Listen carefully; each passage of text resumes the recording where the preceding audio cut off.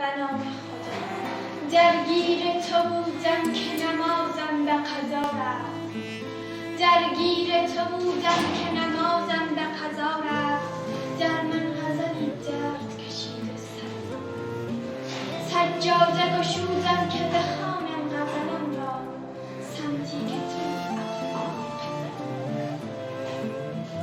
در بین غزل نام تو را داد زدم داد، آن گونه که تا آن سر این کوچه صدا رفت. بیرون زدم از خانه یکی پشت سرم گفت این وقت شب این شاعر دیوانه کجا؟